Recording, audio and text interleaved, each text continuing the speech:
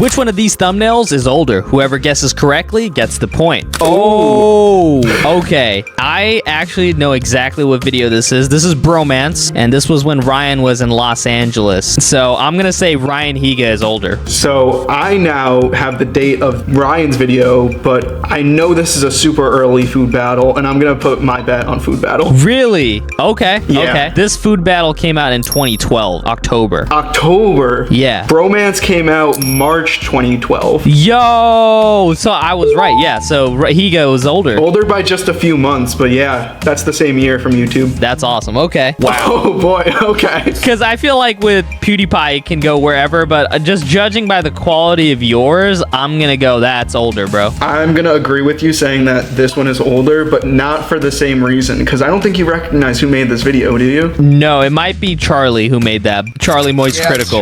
Yeah, it's Charlie. It's Critical made a commentary video. Okay. So I'm gonna reveal my date. This PewDiePie video came out in 2018. Yeah, this commentary video came out in 2013. Yes, sir. Okay, we got there. So it's by a long shot. Yeah, it is. Ooh, yo, okay. So what? It's interesting because in the previous thumbnail, you could see PewDiePie's beard. In this one, he's clean shaven, if that gives you any idea. But also, I know how long it's been since I used to watch Ryan's April Fool's videos, so I'm gonna say Ryan's is older. PewDiePie mainstream, where he was just like on talk shows and stuff. I don't even know the context of this. I would assume it's like the PewDiePie videos like later on. I'm gonna go with Higa because this Higa video came out in 2015. This also came out in 2015, What? but in October. Okay, Higa's video came out in April 1st, obviously, of 2015. Wow, dude, months away again. Yo, that's crazy. Wow. Oh, well, Okay. I think that's easy. I mean, Trahan, I don't even know. I see an =3 in the corner, and I feel like I don't need to say anything else.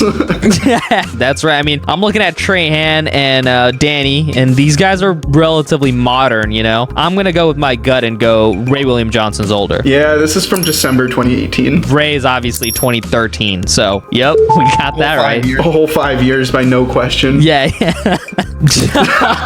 Well, this could be a curveball because you already know what the title is. It's filmed in the past, but it's uploaded in the future. We know that. That's true. He did like 3 of these, I think. I'm Marquez. When did the Apple Card even come out? Like 2019, 2018? I don't know. You know what? I'm gonna go with this Mr. Beast video's older. This was August 2019, and I'm trying to think if this was before or after, and for the sake of argument, I'm gonna say after now, just to see. Okay, so this Mr. Beast video was actually High Me in 1 year. So it was uploaded in October 4, 2016. Oof, okay, this is the older one. I took a bet that did not work out. Yeah. I mean, he's going to be uploading one this year, which is going to look like it came out in like 2015, but it's going to be an upload date of 2025. So Yeah, that's crazy. yes, sir. Ooh, okay. Oh, I'm going to take a crazy shot, and I'm going to say yours is actually older. I was hoping that I'd be able to trick you with this, because this is actually a retrospect video from Casey Neistat called 3 Things I Learned from 800 Days of Vlogging. It was uploaded in 2022, so I'm gonna say that the Mr. Beast video is actually older. Yeah, this is pretty early Beast right here. This is 2018, November. Yeah, I figured that the Casey Neistat like daily vlog type thumbnail would throw you off. But Yeah. This is a relatively newer one.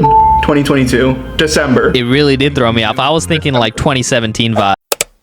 I think I know a lot about YouTube, so my friend wanted to test my knowledge, and here's how I did. So the first question on the YouTube quiz is, who was the first channel to hit 200 million subscribers? Was it PewDiePie, T-Series, Mr. Beast, or Cocomelon? It obviously was not PewDiePie, because he's never crossed like 120. I feel like you threw in Mr. Beast to throw me off, because Mr. Beast was way behind T-Series. But Cocomelon put up a fight, man. I don't know. Oh, man. I'm going to go with my gut, and I'm going to say T-Series. The answer was T-Series, yeah. Let's go. The next question is, I hope to trip you up a little more other than the PewDiePie answer, is when did Google buy YouTube? 2004, 2005, 2006, or 2007? YouTube wasn't even out in 2004. YouTube barely was like a startup on its own as the company YouTube in 2005. 2006 was still pretty early. I'm gonna go with 2007 here. Google bought YouTube in 2007? The answer was that Google bought YouTube in 2006. But the dates are all close enough that, like, I had to trip you up at least a little bit, because I know you know a lot. Wow, I actually did not know that. 2006. So the next question is, what year did YouTube experience the adpocalypse? 2015, 16, 17, or 18? PewDiePie just popped up in my face. I am pretty sure that is 2017. That is correct. It is 2017. Yes, let's go. The next question is, YouTube Rewind ended in which year? 2019, 20, 21, or 22?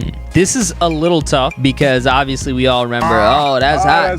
That was 2018, very obviously. YouTube officially, I believe they ended it in 2019 because creators like Mr. Beast and PewDiePie started doing their own during lockdown. So I'm going to go with YouTube, the company itself, ended Rewind in 2019 with just like most liked videos or whatever. I think I remember that. So 2019. So yeah, 2018 was the last normal Rewind. 2019 was a list. And 2020 there was no Rewind, so the answer is 2019. Awesome. The last question is, what year did Mr. Beast cross 100 million subscribers? 2021, 22, 23, or 24? Yeah, I know this answer perfectly because I was there watching the live stream at work, and I know exactly where I was that day, roughly the time. So I'm gonna go with B, 2022. And that would be correct, which gives you a pretty decent score there. 4 out of 5. Yeah, that's 4 out of 5. Let us know how many you got. I'm always a B+ student. The B student, I don't even know what the copy pasta is. The A students, the B students, the F students. Yeah. My friend knows a lot about YouTube, so I decided to quiz him. Here's how he did. So my first question is, who was the first YouTuber to hit 100,000 subscribers? Only Girl 15, Brookers, Smosh, Fred. Okay, I know Fred was first to 1 million. I do not think that still holds up with 100,000. Lonely Girl 15, I feel like that was early YouTube where 100,000 was super uncommon. I might get slack for this, but I don't know who Brookers is. I'm gonna go with Smosh just because that's the sign of the times, I guess. You would be correct. It is Smosh. Cool. All right, so Smosh it is. Okay, so here is the easiest question. You already know this. Who was the first YouTuber to hit 1 million subscribers? There we go. I know these were all relatively close together, but Fred was the first channel to hit 1 million, and I'm confident in that. Yeah, that is correct. I feel like that's like a rite of passage. Like every YouTuber knows what that is. I feel like a lot of people would be inclined to say Smosh, but I know it's Fred. Okay, let's throw this in here. Who was the first YouTuber to hit 5 million subscribers? Now this one is a curveball, even with very similar answers. This was my favorite era of YouTube. Oof, okay. So with similar answers, I think PewDiePie was further down the road. He kind of came up and blew up later by at least a few years. Ray William Johnson had mad consistency, I know that. I have doubts on Smosh and Ryan Higa, but I know they're all around the same time. I'm gonna say Johnson. Ray William Johnson. Yep, the answer is Ray William Johnson. Really? 3 for 3. Okay, I'll take it. Dude, you're on fire right now. Here's the next question. Who was the first YouTuber to hit 10 million subscribers? Oof.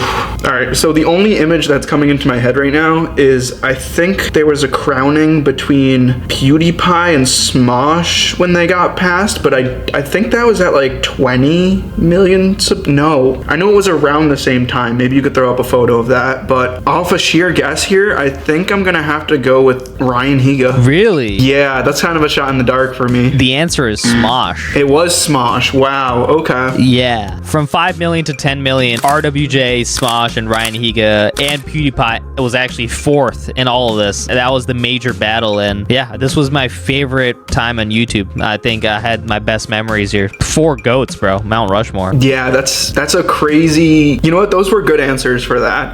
Very, very close. All right. So, I mean, this is the big one. All right. So, here's my next question. Who was the first YouTuber to hit 100 million subscribers? All right. This is probably the easiest one so far just because of how memorable it was. In the PewDiePie vs. T-Series race to 100 million, PewDiePie was short by just a couple million. I say just a couple million, but honestly, help us get there. It was definitely T-Series, though. Yep. That is the correct answer. Wow. You did perfect, bro. So that's 4 for 5, just like you. Wait, you went 4 for 5? You got one wrong. I got one wrong, you got one wrong. Wait, which one did you get wrong? I got first one to 10 million. I guessed it was Ryan Higa. I see. It was Smosh. Okay. I thought you went perfect for some reason. No, it was close though. Interesting. Which movie made more money? All right, so I know that both of these were very big in the box office, and they both broke different records, but I'm gonna say that Forrest Gump made more worldwide. Interesting. Now, I'm gonna stick to my guns here. I'm gonna go with Tom Cruise, Top Gun Maverick. Stick to your guns, pun intended. Yeah. All right, tell me how much Forrest Gump made. So Forrest Gump made 678 million worldwide. Interesting. Okay. Top Gun made 1.5 billion. Oof, wow. Okay, I knew thought it was a lot closer than it actually was. Yeah, that's the power of Cruise, man. All right. Oh, okay. Actually, this is a fight. This is interesting. This is actually a fight. Yeah. Inside Out 2 actually broke a lot of records, and I'm pretty sure it's the highest animated movie ever. You know, I know what the reality of the world is, and this movie's just been around longer, so I'm going to go Titanic. I am, for the same reasoning, also going to say Titanic, but I know both of these are up there. Okay, so the box office for Titanic is 2.2 billion. 2.2 billion. Okay. Inside Out was 1.7 billion. Wow. Yeah, it's actually not as far off as you might think, because Titanic has so many like re-releases and time to, you know, come out over and over. So, wow, that's insane. Those are definitely both heavy hitters, but like that one is from last year. Yep. All right. No way, dude. Let's go. This is tough. The moment you said that you were going for movies, I thought this would be possible, but I also know both of these are so successful because it's such a big series. Okay, I'm gonna say, okay, 2018 versus 2025. So I have the answer for how much Final Reckoning made, but I'm gonna go with Fallout just because 2018 was a bigger time for movies. I don't know if that logic holds up, but that's gonna be my answer. You would be correct, because Fallout made $791 million, and it's by far the highest grossing Mission Impossible. It's my favorite too. That's crazy. This one made 580 million, so it's actually pretty close, all things considered. Yeah, good fight, but also Fallout also had more time to, you know, simmer in and re-release, so. Yeah, when you were mumbling and you said Tom Cruise, I was like, I heard like Tom, and I was like, wait a minute. You were singing like lyrics. Wow, that was crazy. Wow. Dude, how am I gonna do movies without Mr. Movie himself, bro? Ooh, wow, okay. Okay, I went in for the big gun here.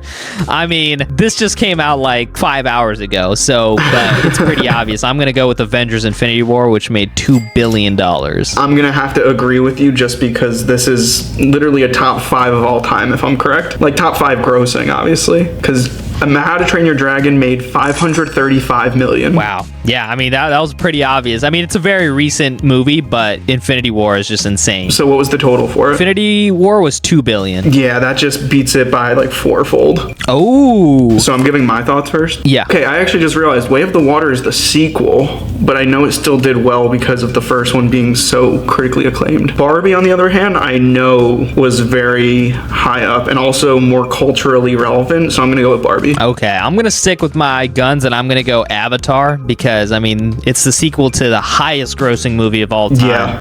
And Avatar The Way of the Water made 2.3 billion. Way of the Water made over 2 billion. Yeah. Barbie was just shy of 1.5 billion. I did not know Avatar did that well. Wow. Yeah, I mean, Avatar's a sleeper hit, bro. Like, it takes everyone by surprise. I guess it might have been a bigger cultural moment on a different side of the internet for me, because I was all Barbie Oppenheimer at that time. The fun fact about it is that when you watch Avatar, the primary way to watch it is 3D, so you have to pay more for the ticket. Wow. So even if less people watch, you have to pay more because it's 3D. Damn, the more you know, I guess. That definitely pushes it ahead a lot further than Barbie. There we go.